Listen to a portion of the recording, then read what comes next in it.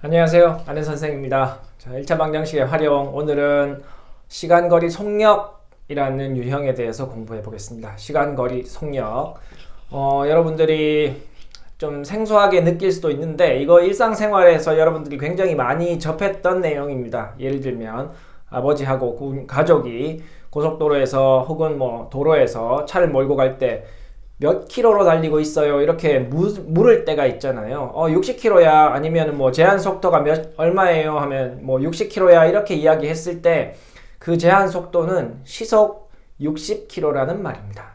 그래서 오늘 배우게 되는 시간거리 속력 문제는 이제 우리 일상생활에서 지금 예를 들어 드린 것처럼 굉장히 가깝게 여러분들이 사용했던 거기 때문에 오늘 수업을 듣고 나면 분명히 여러분들은 이제 거부감 없이 아니면 특별히 큰 어려움 없이 시간거리 속력 문제를 잘 풀게 될 수 있을 거라고 제가 확신합니다. 그렇게 제가 만들어 드릴 거예요. 그래서 일단 가장 기본적인 계산이나 혹은 기본적인 이론부터 우리 차근차근 좀 쉬운 문제지만 혹은 쉬운 내용이지만 우리 한번 처음부터 차근차근 공부 한번 해보도록 합시다. 그래서 제일 먼저 여러분들이 알아야 되는 게 우리 이제 지금 유형이 시간거리 속력이잖아요. 속력,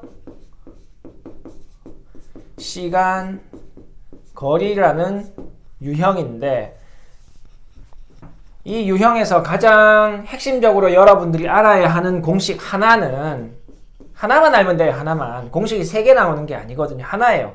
속력은 아까 이야기한 도로에서 몇 킬로가 제한 속도예요 했을 때 그 속력이에요.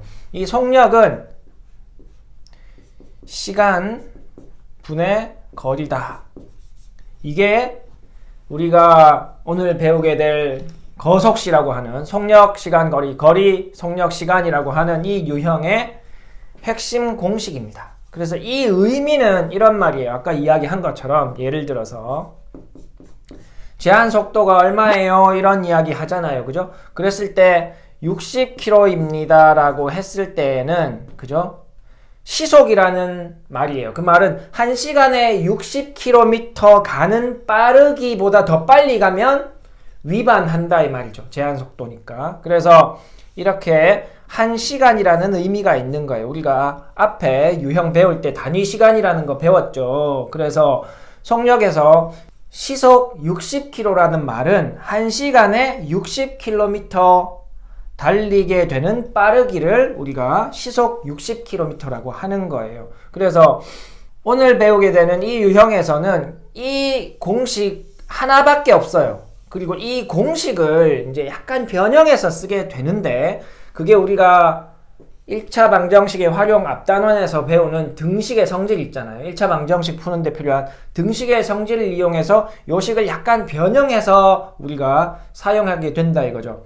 속력을 구하라고 하면 시간, 거리 두 개를 알면 속력을 구할 수 있고 만약에 거리를 구해야 된다라고 하면 우리 등식의 성질에 의해서 양변의 시간을 곱하면 여기 시간이 없어지죠. 약분되면 양변의 시간을 곱했으니까 그럼 속력 곱하기 시간이 되죠. 좌변은.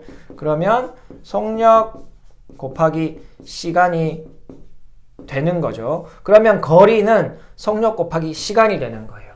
그러면 시간은 어떻게 구하냐? 시간을 구하려면 이 공식을 보고 있는 것보다는 이 공식을 보고 있으면 시간이 이미 분자에 올라와 있잖아요. 그죠? 그러면 시간을 우변에 남겨두고 나머지 속력을 없애주면 시간을 구할 수 있는 공식이 나오겠죠? 그러면 양변에 어떻게 해야 돼요? 속력으로 나눠주면 되죠. 이 공식에서. 여기서 이쪽으로 넘어왔는데 이 공식에서 시간을 구하기 위해서 양변에 속력으로 나눠주면 시간은 거리 나누기 속력이다. 이렇게 공식이 나옵니다. 그래서 이 공식 외우지 마세요. 외울 필요는 없어요. 여기서 다 출발한 거기 때문에 사실 이것도 외우는 게 아니에요. 속력은 시간분의 거리다. 이걸 사실 머릿속에 가지고는 있죠. 암기가 되어 있기는 한데 실제로 우리가 이야기할 때 시속 몇 킬로예요 했잖아. 시속 몇 킬로예요. 시속 몇 킬로예요 하면 이 시간이 기준량이 되고 가는 거리가 비교하는 양이 되는 거잖아요. 그래서 1시간에 몇 킬로 갑니까? 이 말이니까 시간분의 킬로미터는 거리라는 말이잖아요. 이런 개념을 가지고 있는 거니까 속력은 시간분의 거리다. 이렇게 이거를 막 의미만 생각하면 이거는 그냥 머릿속에 자동으로 들어오게 되는 거고, 근데 자꾸 외우면 여러분들이 외우면 까먹게 돼요. 그래서 외우지 말고 일단 제가 이야기하는 속력의 개념을 먼저 머릿속에 집어넣으면 좋겠다.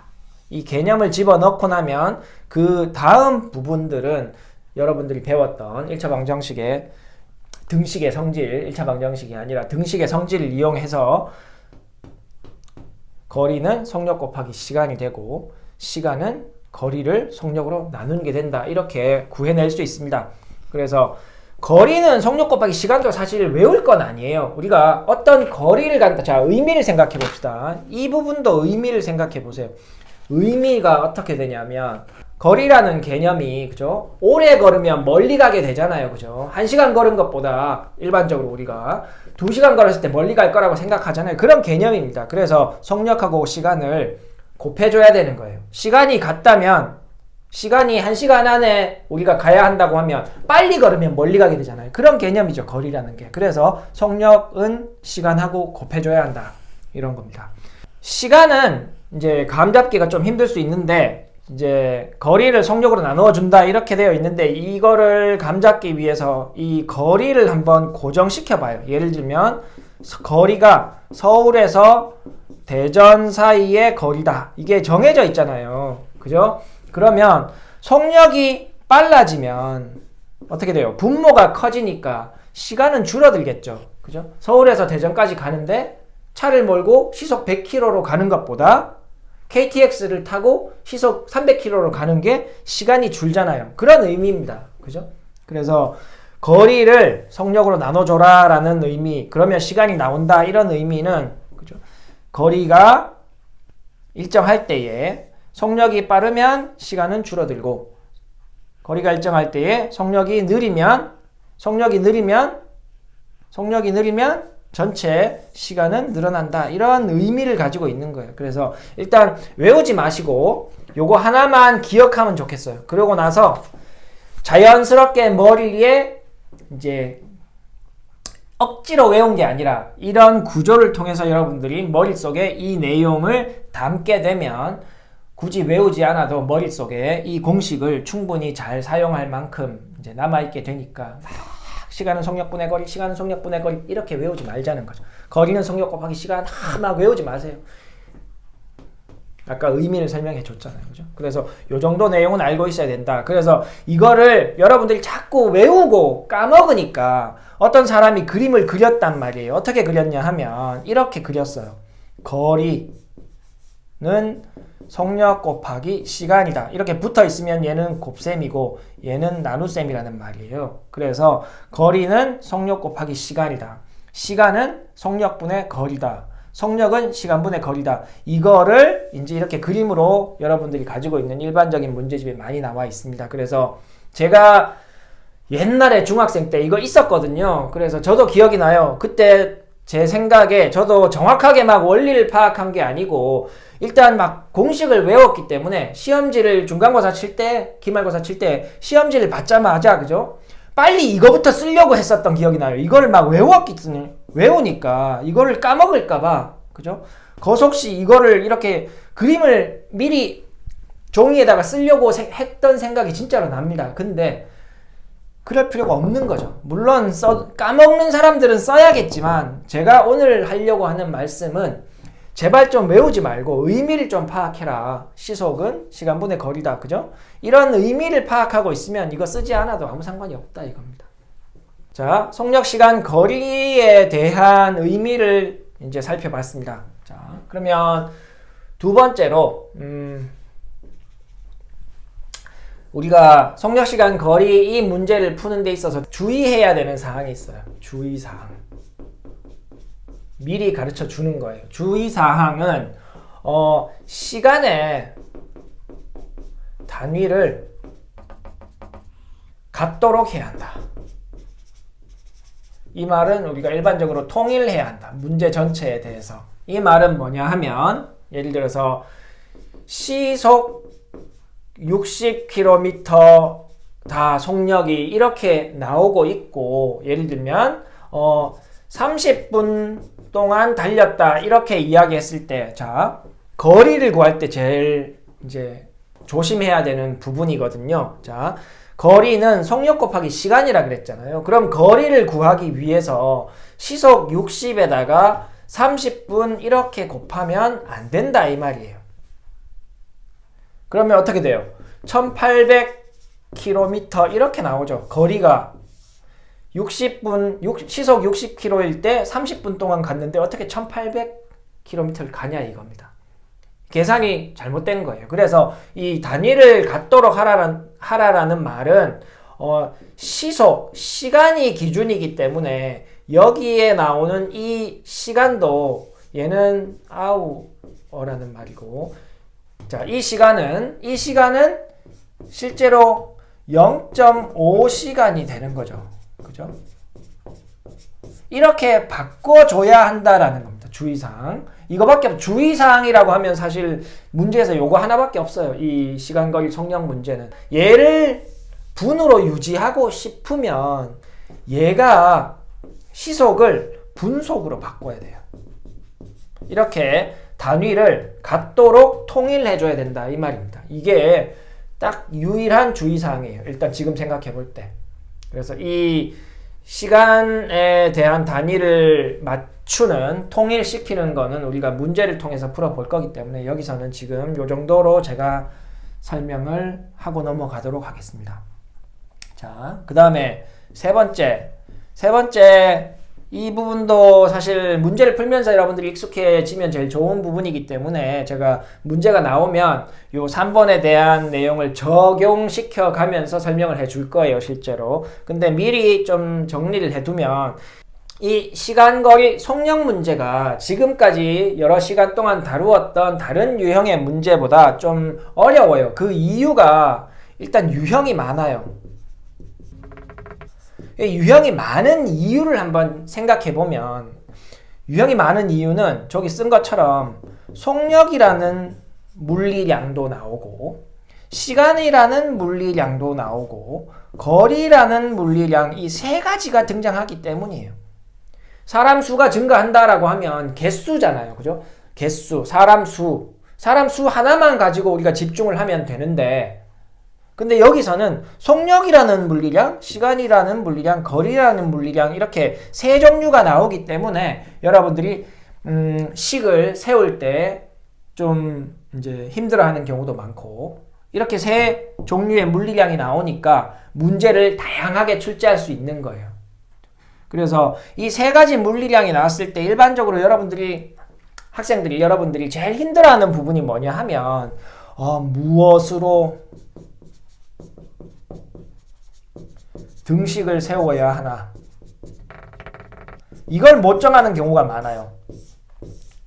어느 걸 등식으로 해야 되냐 예를 들면 제가 여러 번 말했지만 우리가 지금 풀고 있는 1차 방정식 활용의 문제는 식을 세우기만 하면 되는 거예요. 저는 이번 제 소개 영상에서도 말을 했지만 여러분들한테 어떤 꼼수를 통해서 빨리 푸는 방법을 가르쳐주고자 지금 개념의 정석 수업을 하는 게 아니에요. 제가 수업을 하는 목적은 여러분들이 중학교 1학년이고 이제 처음 이런 식을 세우는 걸 배우기 때문에 정확한 식을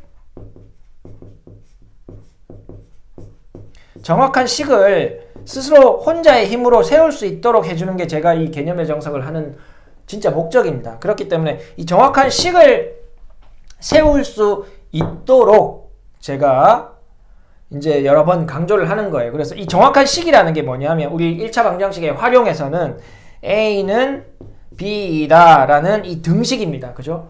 A는 B입니다 라가 되려면 뭐예요? A 방식으로 계산한 이 속력이 B 방식으로 계산한 속력과 같다. 예를 들면 이런 거죠.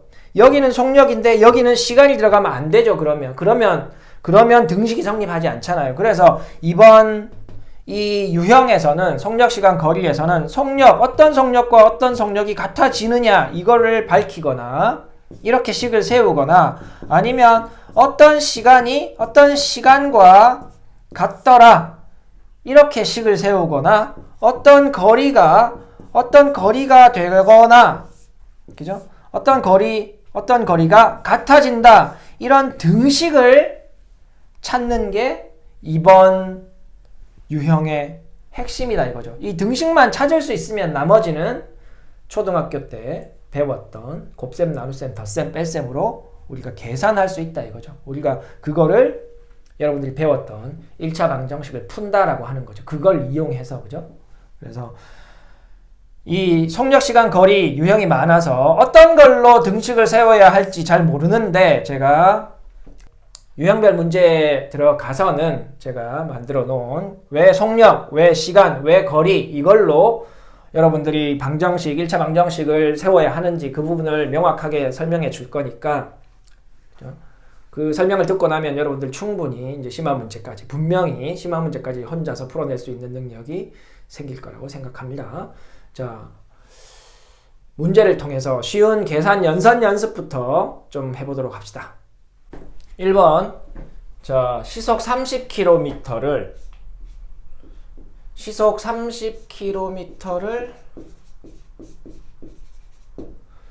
분속으로 나타내어라. 제가 설명한 것처럼 시속 30km라는 말은 1시간에 30km 가는 빠르기다 이 말이죠. 이 말은 60분, 그죠? 60분 동안 갔을 때 30km를 갈 수 있는 빠르기라 이거예요. 이거를 분속으로 바꾸라.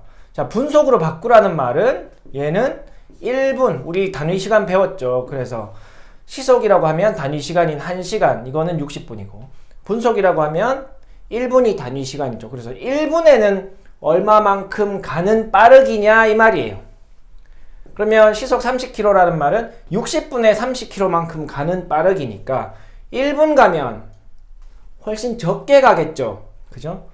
그래서 1시간과 1분은 60배의 관계니까 이 30km를 60으로 나누면 1분 동안 갈 수 있는 거리가 나오는 겁니다. 자, 그러면 30km 분속으로 바꾸라고 할 때 거리 단위를 미터로 바꾸라 그랬으니까 이 30km는 시속 3만 미터라고 할 수 있습니다. 자, 그럼 계산하기 편리하죠. 3만 나누기 분속이니까 60으로 나누면 되고 3만 나누기 60은 500이네요. 그죠? 그래서 분속으로 바꾸면 1분에는 500, 이 시속 30km라는 말은 1분에는 500m 가는 빠르기다 이 말이죠. 그래서 답은 분속 500m 이렇게 적어주면 됩니다. 별로 어렵지 않죠? 1시간과 1분은 60배의 관계니까. 2번 분속, 이번에는 분속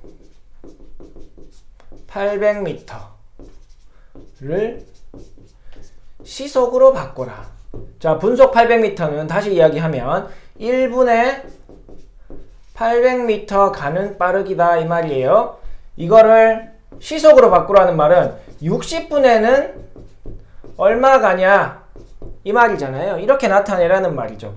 1분 달렸을 때 800m 가니까 60분 달리면 훨씬 많이 갈 수 있죠. 그래서 60분 달렸을 때 어느 정도 가는 빠르기냐 이런 거니까 계산은 이제 곱셈을 해야 되는 거죠. 여기는 60분에서 1분으로 줄었으니까, 그죠? 가는 시간이 줄었으니까 가는 거리도 줄어야 하고, 그러니까 60으로 나눠준 거고, 1분에 800m 가는데 60분 동안 가면 얼마 가냐 이런 이야기잖아요. 그러면 60배의 관계만큼 곱해줘야 되죠.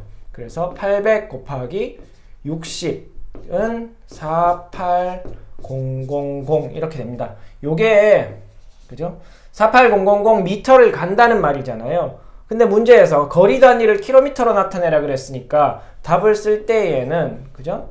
48000m는 시속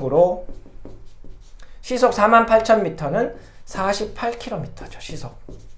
그래서 이렇게 답을 쓸 때에는 문제에서 원하는 걸 정확하게 맞춰서 써야 감점이나 이런 걸 당하지 않습니다.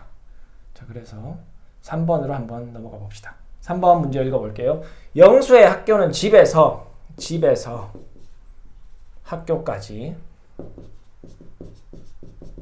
15km 떨어져 있다. 여기서 여기까지 15km 떨어져 있다. 자전거를 타고 학교 가는데 걸리는 시간은 총 40분 걸린다. 그럼 40분 걸리면 15km를 간다 이 말이죠. 우리가 시속이라는 말은 60분 동안 갈 수 있는 거리고 지금 여기에 나와 있는 거는 40분 동안 15km 갈 수 있는 빠르기인 거예요. 이거는 시속 15km는 아니죠. 왜? 40분 간 거니까. 요거랑 헷갈리면 안 됩니다. 그래서 40분 동안 15km 간다 이 말이에요. 영수가 자전거를 타면 그 정도 빠르기다 이거죠. 자, 자전거를 타고 가는 이제 속력을 구하라는 말이에요. 단위 시간을 1분 혹은 1시간. 그래서 분속과 시속을 이용해서 구하라 그랬으니까 단위 시간이 1분일 때와 단위 시간이 1시간일 때 둘 다 구해보라는 거죠. 그럼 먼저 분속을 구해봅시다. 40분에 15km 가는 거예요. 그죠? 15km를 40분 동안 가니까 1분에는 몇 킬로 가냐 혹은 몇 미터 가냐 이렇게 구할 수가 있잖아요. 어떻게? 40분으로 나눠주면 되죠. 자, 그러면 킬로미터는 일단 40으로 나누기 좀 불편하니까 얘는 15 곱하기 1000 해서 15,000m라고 우리가 환산을 할 수 있고, 그러면 15,000m를 40분으로 나누면 되죠. 40으로 나누면 짱딱 날라가고 3, 42, 47, 28, 45, 20 375가 나오는군요. 그러면 분속으로 바꾸면 지금 40분에 15km 가는 거 이 빠르기는 분속으로는 분속 375m 이렇게 구할 수 있는 겁니다. 그러면 시속도 금방 구할 수 있죠. 시속은 분속과 60배의 관계죠. 그죠? 이쪽으로 갈 때는 60으로 곱해주면 되죠. 여기서 다 했으니까. 그러면 1분에 375m 가니까 얘를 60 곱하면 6, 38, 6, 7, 42, 6, 5, 30이니까 22,500. 그죠? 답을 쓸 때는 시속, 우리가 주로 시속일 때에는 이제 주로 킬로미터를 많이 써요. 꼭 그렇게 해야 되는 건 아니지만 그냥 그렇게 많이 쓰니까 22,500은 22,500m를 간다라는 말이니까 시속으로 쓸 때 22,500m라고 해도 되고, 혹은 시속 22.5km라고 써주면 됩니다. 문제에서 그죠? 문제에서 거리의 단위를 킬로미터로 해라, 미터로 해라 이렇게 정해준 건 아니잖아요. 3번은. 그래서 미터를 써도 되고 킬로미터를 써도 됩니다. 우리는 근데 시속이라고 하면 주로 킬로미터가 조금 더 익숙하니까 이렇게 써주면 보기가 좀 좋을 수 있겠죠. 수학적으로는 아무 문제 없습니다. 자, 그래서 우리가 거속시, 거리속력 시간 문제에서 주의사항인 단위를 환산해야죠. 단위 환산할 때 주의하라 그랬잖아요. 제가 초반에. 그래서 1, 2, 3번을 통해서 우리가 시속을 분속으로, 분속을 시속으로 이렇게 바꾸는 연습을 했습니다. 연습할 때 우리가 분속을 초속으로 바꾸는 연습 이런 건 안 했어요. 근데 1초와 1분의 관계는 60초가 1분이니까 또 60배의 관계입니다. 그러니까 분속과 시속을 바꿀 때 60배의 관계 곱하거나 나누는 관계처럼 초속과 분속의 관계도 60배의 관계입니다. 그래서 초속을 분속으로 바꿀 때는 60배 곱해주면 되고 분속을 초속으로 바꿀 때 60으로 나눠주면 됩니다. 그러면 전체적으로 초속과 시속의 관계도 생길 수가 있죠. 그러면 60 곱하기 60이니까 전체적으로 3600배의 그죠?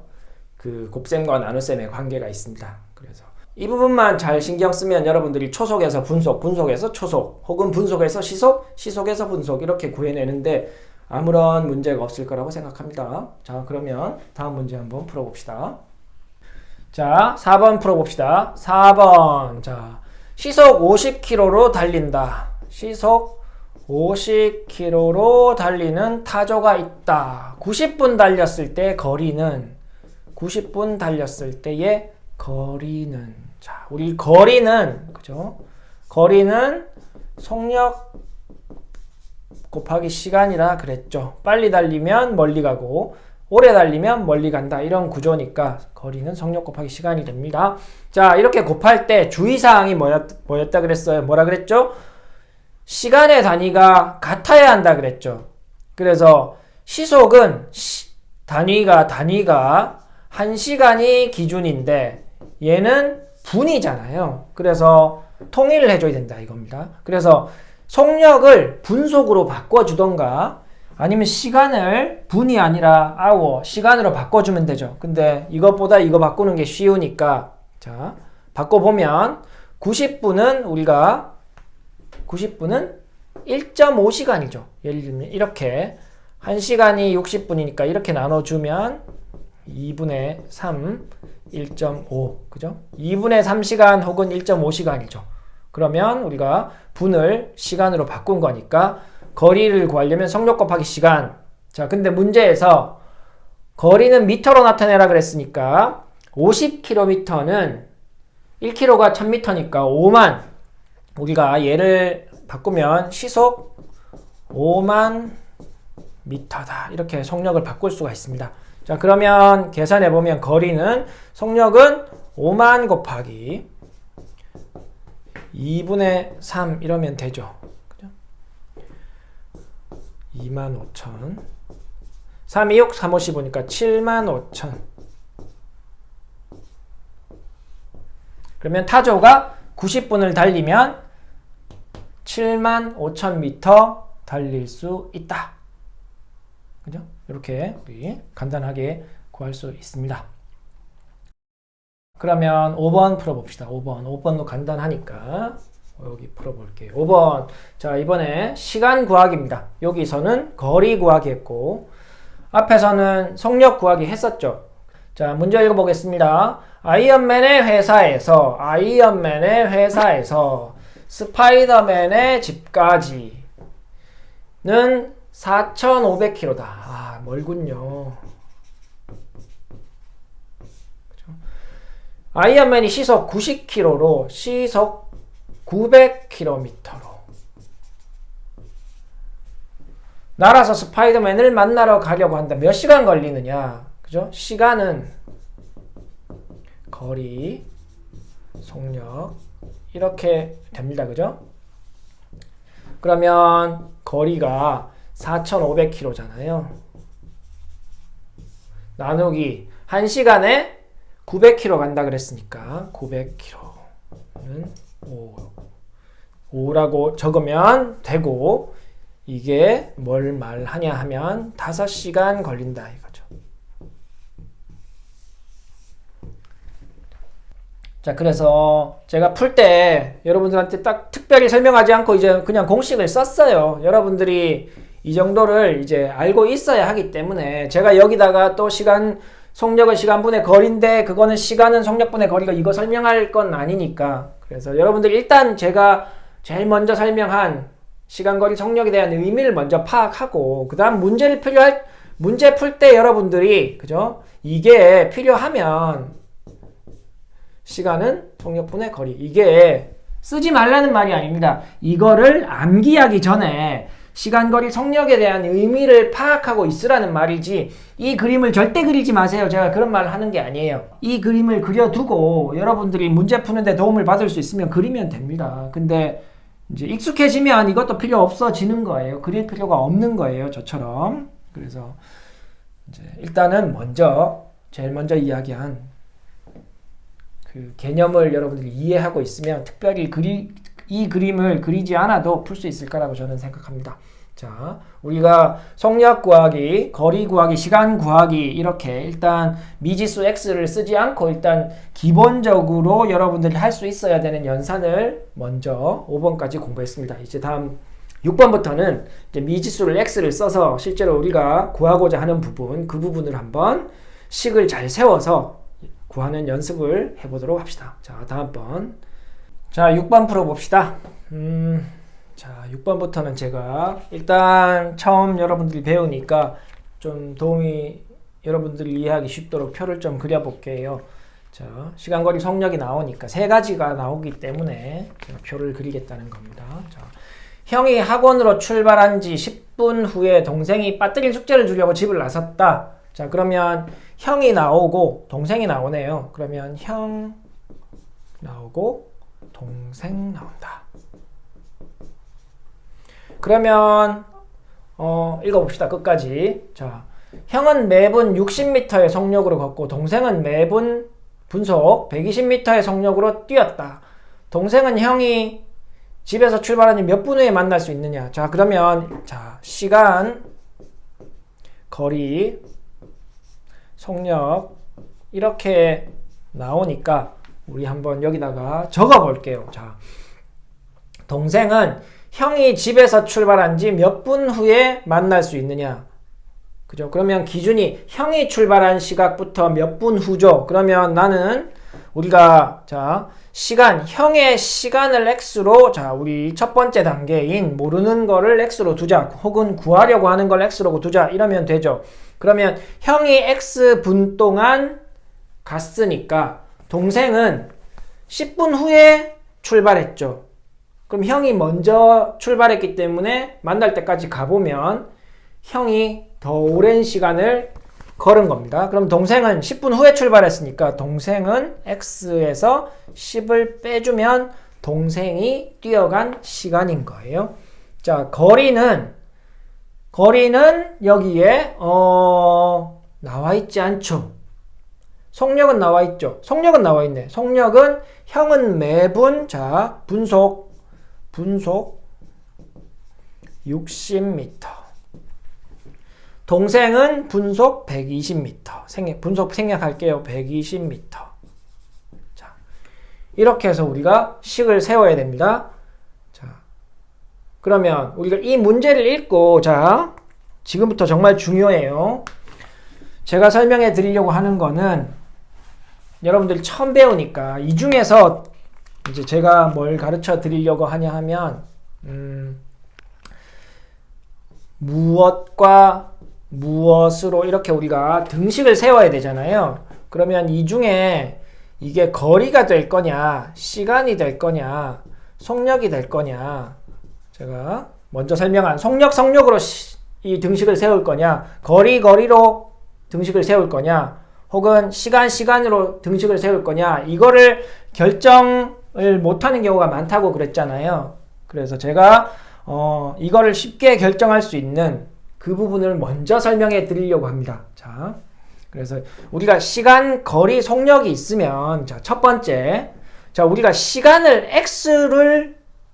x로 뒀어요. 그죠? 그러면 이 시간의 역할은 이 미지수의 역할을 하는 거예요. 정해진 거예요. 시간의 역할이 x라는 미지수의 역할을 했기 때문에 시간은 시간이다. 이런 등식은 안 세워진다. 이 문제에서. 자, 그러면 우리가 이제 거리와 속력 두 가지 중에 거리는 거리다. 혹은 속력은 속력이다. 그죠? 이렇게 식을 세워야 되는데 이 둘 중에 어느 거냐라고 하면, 자, 보세요. 속력은 형의 속력과 동생의 속력을 몽땅 알고 있어요. 자, 이 몽땅 알고 있으니까 이 속력은 우리가 이 식으로 사용하지 않는다는 거예요. 그래서 이 속력은 여기서는 정보 혹은 상수, 우리 상수 배웠잖아요. 그죠? 변하지 않는 수. 이미 숫자를 다 정해줬잖아요. 그래서 형의 속력과 동생의 속력이 모두 있기 때문에 얘는 식의 기능을 하는 게 아니라 정보 제공의 기능을 해요.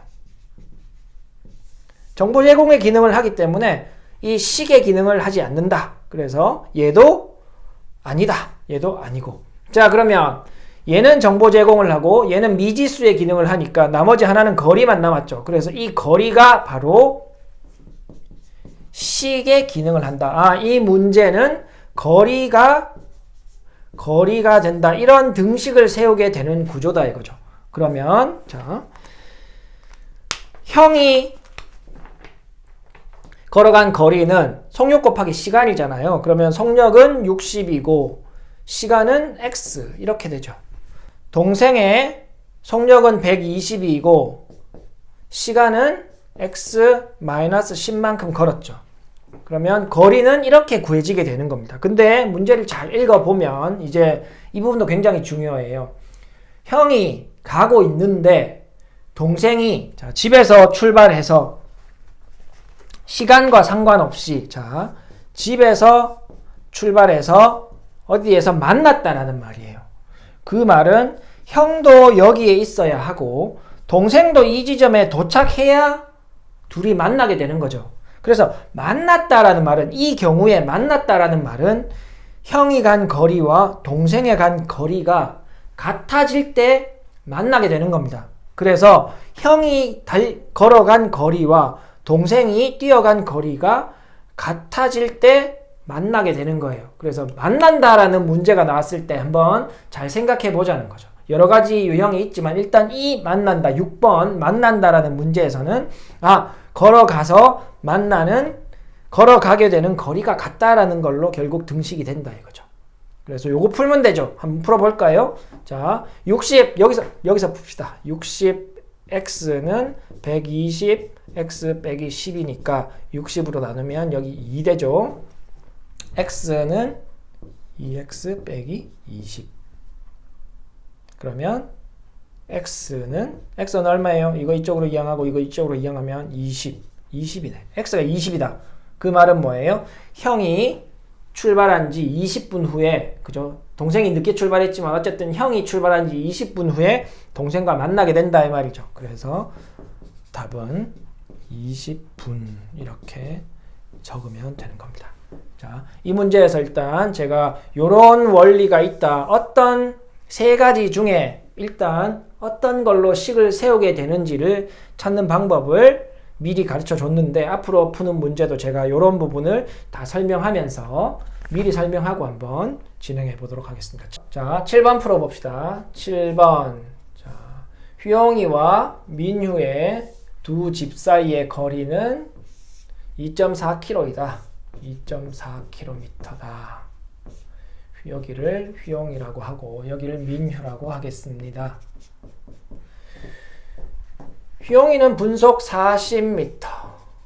분속. 이쪽으로 가고 민휴는 분속 60m로 이쪽으로 갑니다.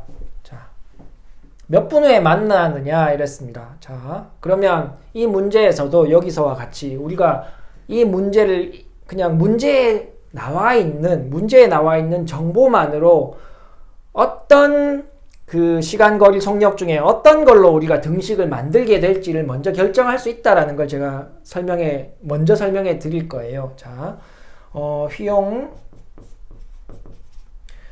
민휴라고 하면 지금은 제가 처음 하니까 여러분들한테 다 표를 그리는데 여러분들이 익숙해지면 안 그려도 되는 거예요. 시간, 거리, 속력. 이렇게 있을 때, 자, 속력은 여기에 그림을 보면 속력 다 나와 있죠. 제가 분속은 생략할게요. 그래서 40m,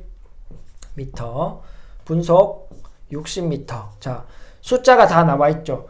휘용이의 속력과 민휴의 속력이 다 나와 있다. 여기랑 같이 똑같죠? 다 나와 있죠. 그러면 이 속력은 정보 제공 역할을 합니다. 그 말은 우리가 속력이다. 이런 속력의 식을 세우지 않는다라는 말이에요. 이 문제에서는. 자, 그 다음에 휘용이가 분속 40m로 달려간 거리가 없죠. 나와 있지 않죠. 나와 있지 않고 민휴도 얼마 갔는지 나와 있지 않아요. 그죠? 그러니까 우리는 알 수 없는 거고.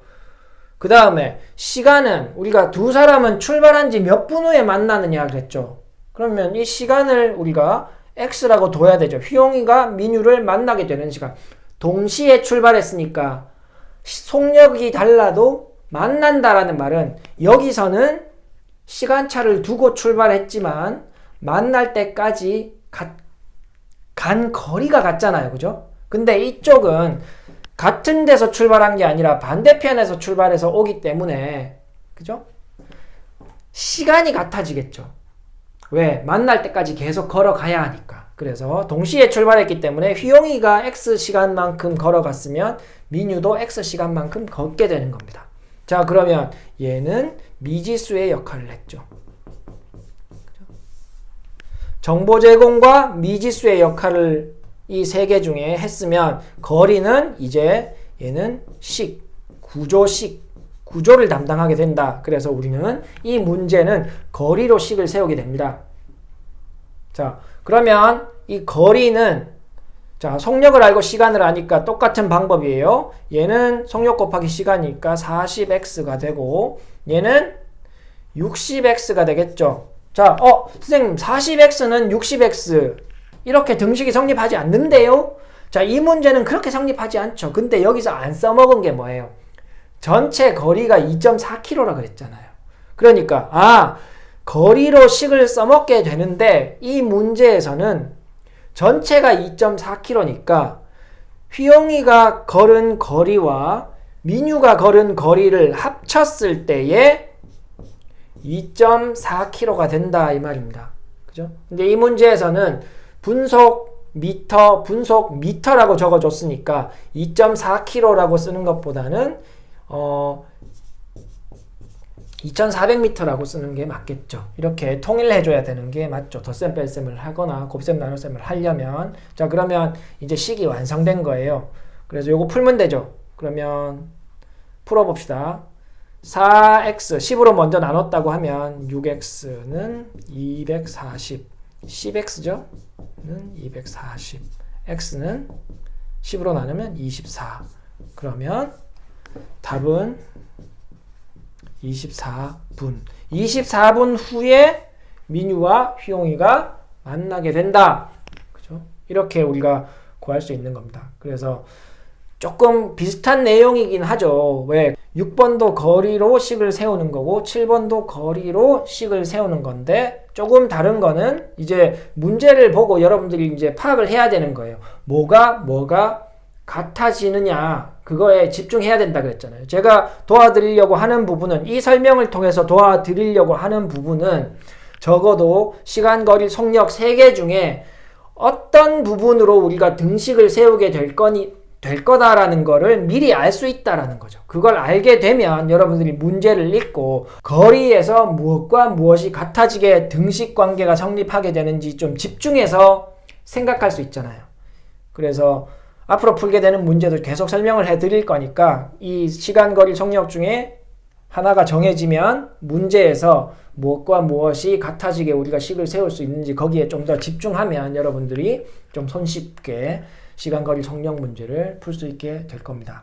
자, 여기서 마무리하면서 이제 하나 더 설명을 하면 제가 이 7번 유형에서 알려주고 싶은 거는 자, 요 7번 유형에서 요 민휴와 휘용이와 민휴의 이 지점을 이렇게 당겨서 붙인다고 가정하면 이렇게 당겨서 붙여요.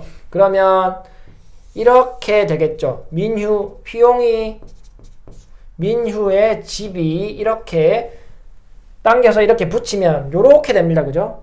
그래서 이 문제는 여러분들이 앞으로 풀게 되는 호수가 나옵니다. 호수 둘레를 도는 문제 중에 휘용이는 이쪽 방향으로 출발하고 민휴는 이쪽 방향으로 출발해서 어디에서 만나게 된다라는 그 문제와 완전히 똑같은 문제입니다. 다른 문제가 아니에요. 이렇게 떨어진 지점에서 출발해서 동시에 출발해서 어느 지점에서 중간에서 만나는 문제하고 완전히 똑같은 문제니까 이 문제를 풀 줄 알면 그 문제도 여러분들이 풀 줄 알게 되는 겁니다. 그래서 이 유형에서 제가 다루지는 않을 거예요. 자, 6번, 7번 풀었으니까 조금 더 난이도 있는 문제로 넘어가 보도록 하겠습니다. 8번 엄마가 집에서 자 여기가 집이고 반찬 가게 다녀오는데 시속 8km로 뛰어가고 갈 때는 8km 시속 뛰어가고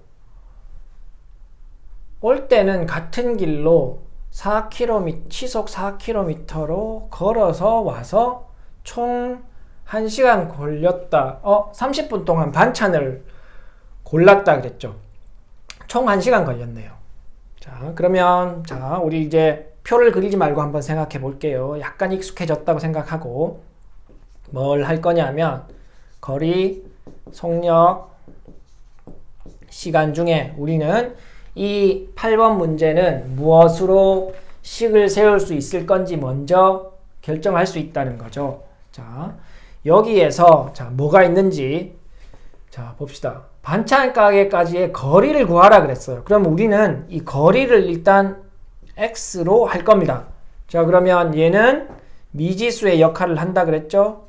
미지수의 역할을 하기 때문에 식의 역할은 하지 않습니다. 자, 그 다음에 엄마가 갈 때 시속 8km, 갈 때 시속 8km가 있고 올 때 시속 4km가 있으니까 속력은 우리가 다 알죠. 엄마의 속력, 갈 때와 올 때를 아니까 더 이상 알 건 없잖아요. 그러면 얘는 정보의 역할을 했다. 정보 제공했다. 그죠? 혹은 상수, 그죠? 의 역할을 하는 거죠. 정보 제공을 역할을 했으니까 미지수의 역할을 했고 정보 제공 역할을 했으니까 나머지 시간이군요. 우리는 이제 이 시간이 구조를 담당한다. 이렇게 알게 되는 겁니다. 그러면 이제 시간을 가지고 식을 세우니까 어떤 시간과 어떤 시간이 같아지는지 이제 문제를 읽고 거기에 집중해서 생각해 보면 된다 이거죠. 그러면 시간 반찬 가게에서 30분 썼고 총 시간이 1시간 걸렸으니까 그러면 갈 때의 시간, 그죠? 갈 때의 시간이 있을 거고 올 때의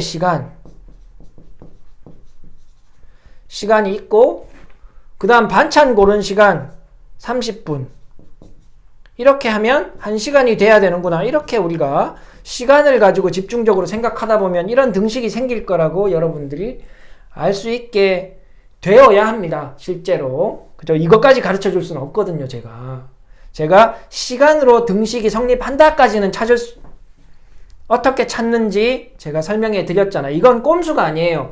이 수학이라는 게 다 역할이 있기 때문에, 그죠? 시간, 거리, 속력의 각자의 역할이 있기 때문에 제가 그 역할을 알려주는 거예요. 그래서, 자, 그러면 요 등식에 맞게 식을 한번 세워봅시다.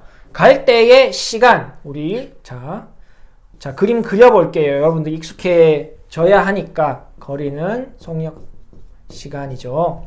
그죠? 자, 시간은 속력분의 거리잖아요.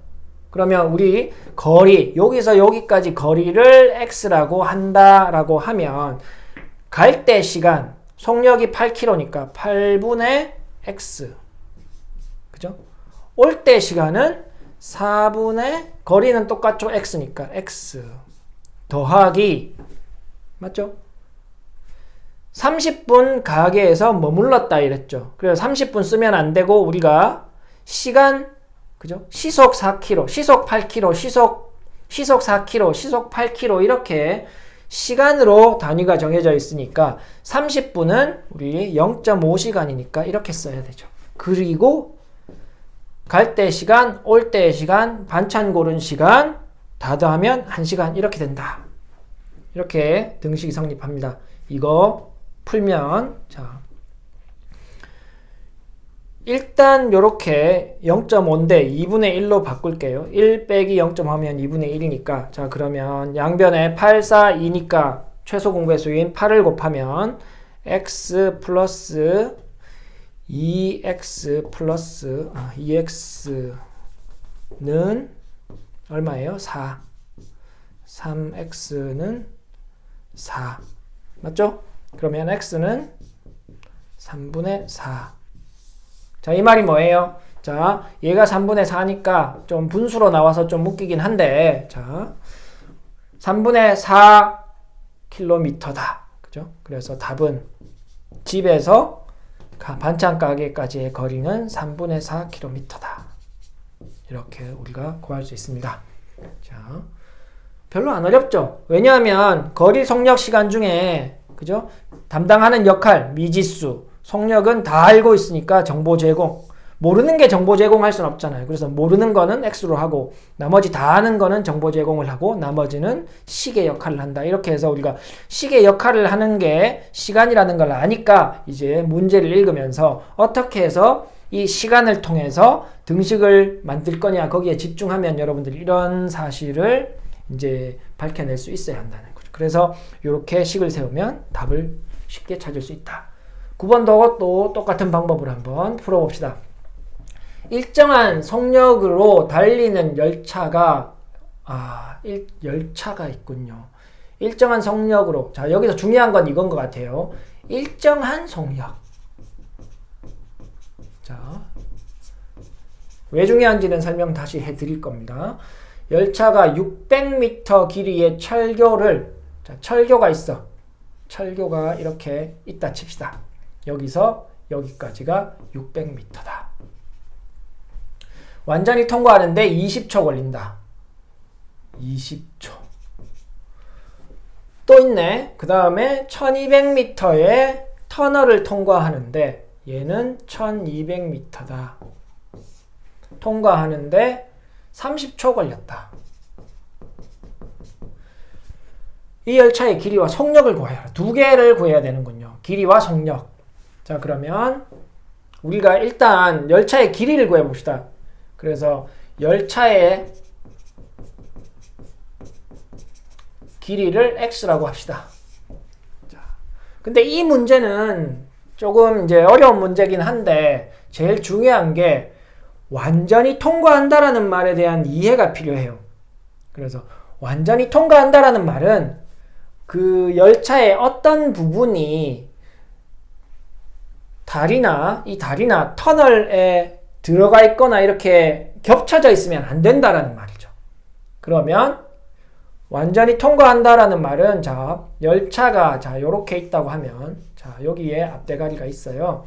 자, 열차가 다리를 통과한다라고 하면 하기 직전의 시점은 뭐냐 하면 요 다리에 오기 직전 이 머리가 열차의 앞부분이 여기에 있을 때부터 시작해서 열차가 완전히 통과했다라는 말은 그 다음에 위치는 자, 열차가 이렇게 들어와 있겠죠? 그죠? 이렇게 들어올 거 아니에요. 이렇게 들어와가지고 지나고 최종적으로 열차의 위치가 이렇게 돼야 돼요. 그죠? 다리가 있으면 꼬리가 여기 있던 꼬리가 이 다리를 통과하게 되는 이 시점이 완전히 통과하게 되는 시점이에요. 여기도 마찬가지예요. 터널에서도 처음 요 위치에 있다가 터널을 쭉 들어가서 이렇게 달릴 거 아니에요. 그러다가 최종적으로 완전히 통과한다라고 하면 그죠? 머리가 여기 와 있어야 된다 이거죠. 그러면 이 열차가 달린 거리는 어떻게 우리가 이야기할 수 있냐면 이 머리 시작하는 전부터 꼬리가 다 빠져나왔을 때의 머리 위치, 같은 위치를 따져야 된다는 거죠. 그래서 이게 실제로 달린 거리예요. 언제? 얘는 터널을 달린 거리예요. 그러면 얘도 마찬가지죠. 여기서부터 여기까지가 열차가 달린 거리에 뭐 할 때? 다리를 건널 때. 다리를 달린 거리. 그죠? 자, 그러면 우리가 이 실제 거리는 어떻게 하냐? 여기 다리의 거리가 나와 있잖아요. 그러면 실제 이 거리는 여기서 여기까지의 거리는 다리 거리 더하기 요만큼이 뭐예요? 열차 길이죠. 열차 길이. 그래서 첫 번째 이 열차가 다리를 건널 때 달리게 되는 거리는 600 더하기 x가 되고 터널을 달릴 때 지날 때 이 열차가 달린 거리는 1200 더하기 요만큼이 x니까 1200 플러스 x가 되는 거죠. 자, 그럼 거의 다 된 거예요. 자, 요 정도의 그림을 먼저 여러분들이 이해하는 게 중요해요. 자, 그러면 시간, 속력, 거리가 있으면 자, 따져봅시다. 어떤 게 정보의 역할을 하고 어떤 게 미지수의 역할을 하고 어떤 게 구조, 어떤 식의 역할을 하는지. 자, 열차의 길이를 x로 뒀잖아요. 그러면 거리죠. 거리가 미지수의 역할을 하는 거예요. 그죠? 자, 속력. 속력은 일정한 속력이라 그랬죠. 우린 모른다, 속력은. 그죠? 시간은 20초 걸렸다 그랬고 30초 걸렸다 그랬죠. 둘 다 알아요. 시간을 둘 다 아니까 얘가 정보죠. 얘가 정보 제공. 그러면 결국 이 문제는 속력이 시계 역할을 담당해야 된다 이 말입니다. 그죠? 자, 근데 여기에 힌트가 뭐였냐 하면 이 문제에서 힌트는 일정한 속력이라 그랬죠. 그러면 이렇게 다리를 지날 때의 속력과 터널을 지날 때의 속력이 일정하니까 같다라는 말이죠. 다리 지날 때 속력과 터널 지날 때 속력이 같구나 이렇게 식을 세우면 되겠구나 이렇게 여러분들이 이제 일정한 속력이라는 말에서 이런 등식을 세워야겠구나까지 도달할 수 있어야 된다 이 말이죠. 자, 그러면 속력은 시간분의 거리죠. 시간은 다 나와 있죠. 20초. 다리를 지날 때의 시간은 20초고 다리를 지날 때 달리는 거리는 600 플러스 x니까 600 플러스 x. 똑같은 방법으로 터널을 지날 때는 30초고 달리는 거리는 1200 플러스 x입니다. 그죠? 그러면 짠 10 양변에 곱했다 치고 전체적으로 6을 곱했다고 하면 3 곱하기 600 더하기 x는 여기도 6을 곱했으니까 그러면 약분돼서 2 곱하기 1200 플러스 x 이렇게 되죠. 1800 플러스 3x는 2400 플러스 2x 분배 법칙. 그죠? 자, 그러면 요거 이쪽으로 이항하면 x가 되고 2400에서 1800 빼면 얼마예요? 600이죠. x를 구했다. x가 뭐예요? x가 열차의 길이. 그래서 첫 번째 답은 600m다. 열차의 길이. 그죠? 열차의 길이. 그 다음 속력 구하라 그랬죠. 속력은 뭐예요? 속력, 다리 속력, 터널 속력 같으니까 여기 대입하면 600을 여기 대입하면 나옵니다. 600이면 600 하면 1200이죠. 1200 나누기 20 하면 얼마예요? 그죠? 60 km. 시속 60 km. 이게 이 열차가 달리는 속력이다. 알겠습니까? 그래서 우리가 9번까지 한번 풀어봤습니다. 다음 문제로 넘어가 보도록 하겠습니다. 10번. 한강의 두 선착장 A, B 사이를 왕복하는 보트가 있다. 이 보트의 속력은 시속 10km이고 두 선착장 사이를 왕복했을 때 6시간이 걸린다. 강물은 선착장 A에서 B 방향으로 시속 3km로 흐르고 두 선착장 A, B 사이의 거리를 구하여라 그랬습니다. 거리. 그럼 그림을 그려봅시다. 그림을 그리면 우리가 이해가 빠르니까 이렇게 한강이 있고 여기가 선착장 A고 여기가 선착장 B입니다. 자, 한강은 A에서 B 방향으로 흐르는데 시속 3km로 흐른다. 시속 3km다. 3km. 물의 속력은 시속 3km로 A에서 B 방향으로 흐르고 보트의 속력은 시속 10km이다. 자, 보트 자체가 가는 속력은 시속 10km로 간다 이 말입니다. 그래서 이 문제가 약간 어려운 이유는 보트가 A에서 B로 갈 때가 있고, 그죠? 물 방향, 물이 흘러가는 방향으로 갈 때가 있고, 왕복한다 그랬으니까, A에서 B로 왕복한다 그랬으니까, 이렇게 올라갈 때는 물을 거슬러 올라갑니다. 그죠? 자, 그래서 여러분이 다 아는 것처럼 물이 가는 방향으로 보트가 가면 더 빨리 가겠죠.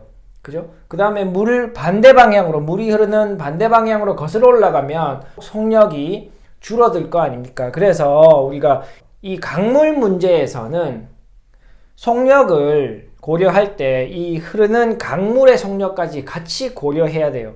그래서 이 부분을 표로 간단하게 한번 그려보면 A에서 B로 갈 때와 B에서 A로 갈 때 이렇게 나누어서 속력,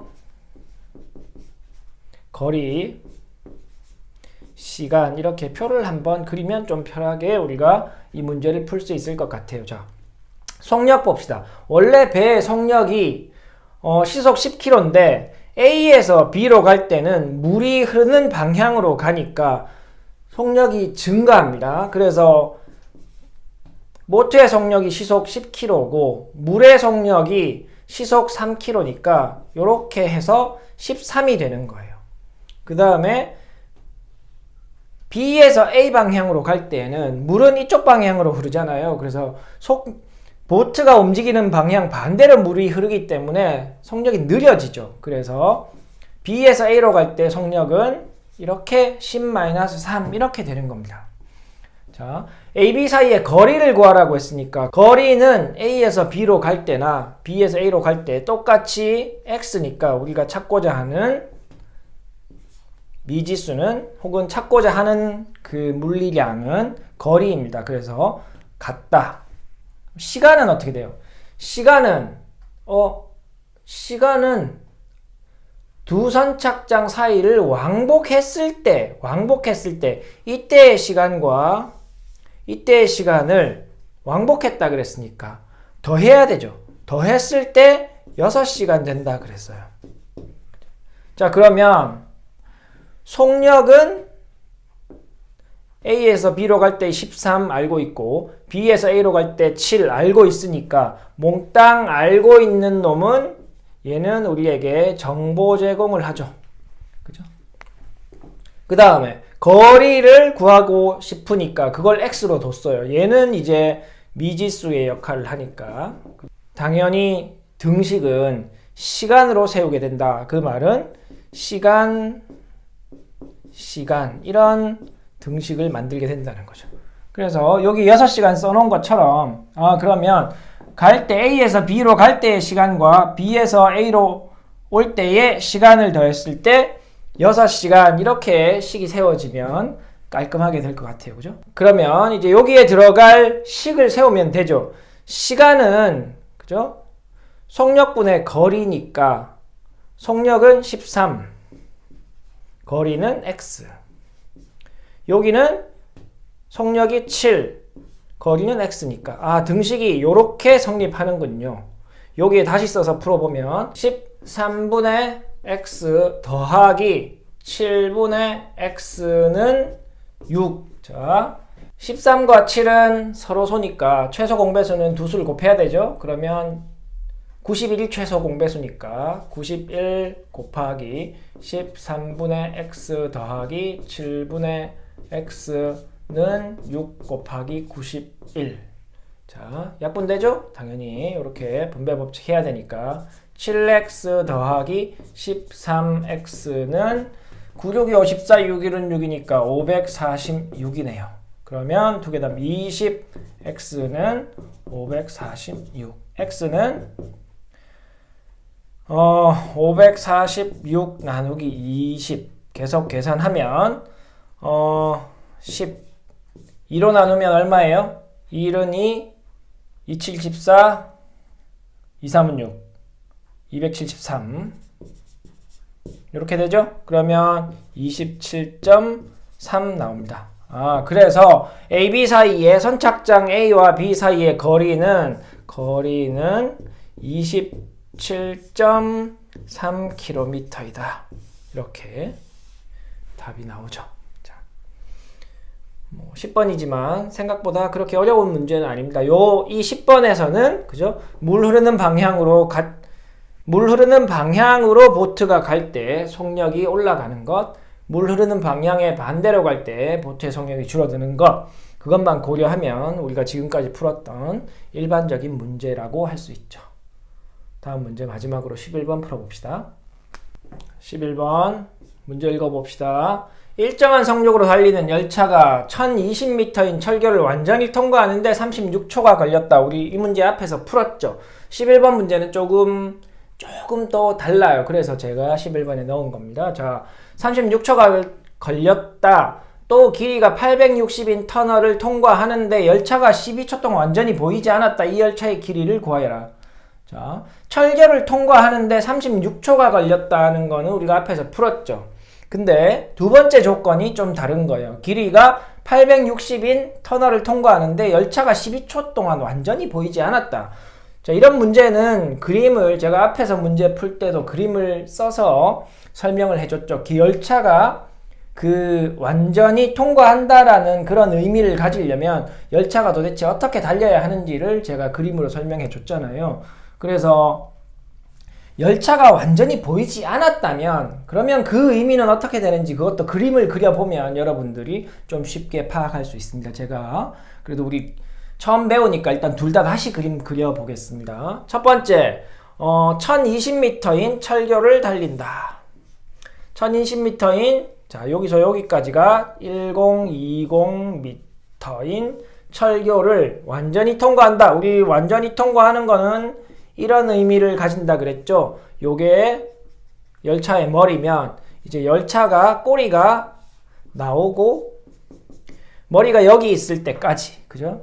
차가 여기 있다가 여기 와야 이 철교를 완전히 통과한다 그랬죠. 그래서 실제로 머리가 달린 요 거리가 실제로 열차가 달린 거리니까 실제로 열차가 달린 거리는 이 철교의 길이 더하기 열차의 길이 이렇게 해야 된다 그랬잖아요. 이게 첫 번째고 두 번째 봅시다.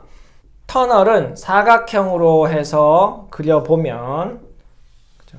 자, 일단 완전히 안 보인다라는 의미는 완전히 안 보이려면 완전히 들어가야 되잖아요. 그러니까 열차의 꼬리가 여기에 들어가고 열차는 일단 요 위치에 있어야 해요.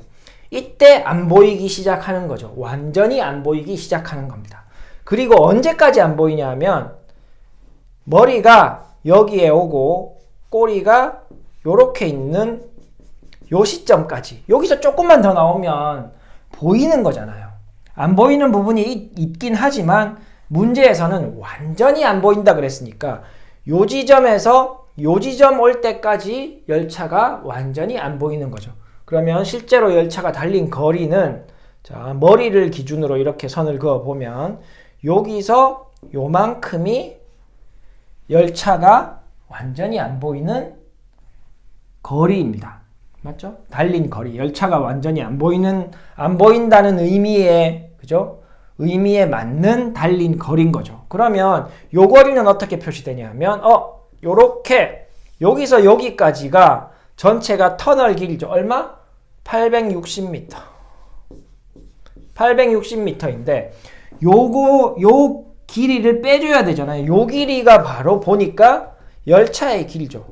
그래서 이때 이 터널을 지날 때에 열차가 달린 거리는 860 터널의 길이에서 열차의 길이를 빼준 거리만큼 이 열차가 달리게 되는 겁니다. 그래서 완전히 보이지 않았다라는 문제에서는 이 터널의 길이에서 열차의 길이를 빼줘야 되고 철교를 지난다라고 했을 때는 철교의 길이에다가 열차의 길이를 더해주는 그런 방식으로 우리가 실제로 열차가 달린 거리를 우리가 이렇게 표시할 수 있습니다. 그러면 표를 한번 그려보면 철교와 터널 이렇게 표시를 하고 속력 합시다. 속력, 거리, 시간 이렇게 써보면 속력은 일정한 속력이죠. 일정한 속력으로 달린다 그랬으니까 속력은 우리가 일단 알 수 없고 거리는 철교를 지날 때에 1020m 더하기 x고 터널을 지날 때에는 860m 빼기 x가 됩니다. 자, 철교를 건널 때 시간은 36초가 걸렸어요. 36초.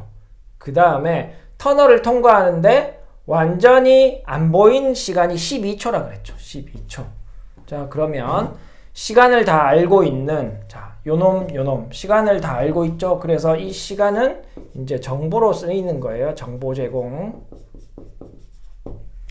거리는 나와 있죠. 그죠? 거리를 우리가, 요게 열차의 길이잖아요. 그래서 열차의 길이를 우리가 여기서 보면 이렇게 열차의 길이를 x라고 한 거니까, 그죠? 열차의 길이를 x라고 했을 때 거리는, 철교를 지날 때 거리는 이렇게 되고 터널을 지날 때 거리는 이렇게 되니까 얘는 뭐예요? 미지수가 들어가 있죠. 그죠? 그러면 얘가 정보 제공의 역할을 하고 시간이 정보 제공을 했고 거리는 미지수를 가지고 있습니다. 그죠? 그러면 나머지는 뭐예요? 속력, 얘가 식의 역할을 해야 되죠. 근데 문제에서 뭐라 그랬어요? 일정한 속력으로 달린다. 열차는 주로 일정하게 달리니까 일정한 속력으로 달리니까 철교를 지날 때의 속력과 터널을 지날 때의 속력이 같다. 이렇게 등식이 성립되겠죠. 그러면 우리 알고 있는 속력은 시간분의 거리니까 요 동그라미에 식을 세울 수가 있겠죠? 자, 여기다 써봅시다. 풀어야 되니까. 시간 36분의 거리는 1020 플러스 x고 얘랑 같다. 뭐가 같냐? 860 빼기 x를 12로 나눈 게 같다. 이렇게 등식이 성립합니다. 그죠? 속력으로. 그러면 요렇게 3이 되고 얘는 1이 되나요? 그러면 양변에 3 곱하면 1020 플러스 x는 3 곱하기 860 하면 얼마예요? 38, 24, 36, 18, 2580 빼기 3x 이렇게 됩니다. 이쪽으로 이항하면 4x고 빼면 2580에서 1020 빼면 얼마예요? 1560. 자, x는 1560 나누기 4. 자, 나눠집니까? 4, 3, 12, 4, 9, 36. 390. 그러면 x가 뭐예요? x는 기차의 길이죠. 열차의 길이니까 answer. 열차의 길이는 390m다. 자, 우리 이렇게 해서 마지막 문제까지 풀었습니다.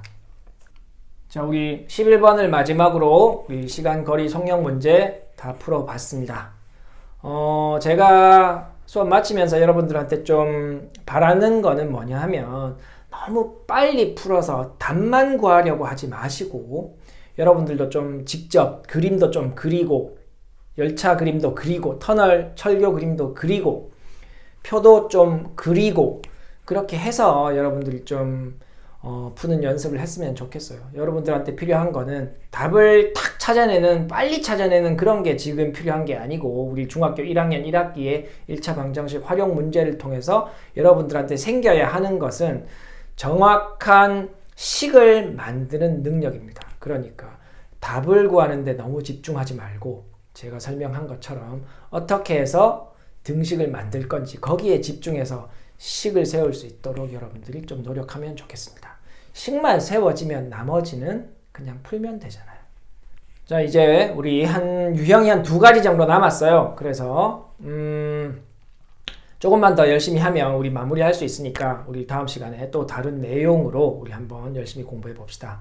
안녕, 수학 화이팅!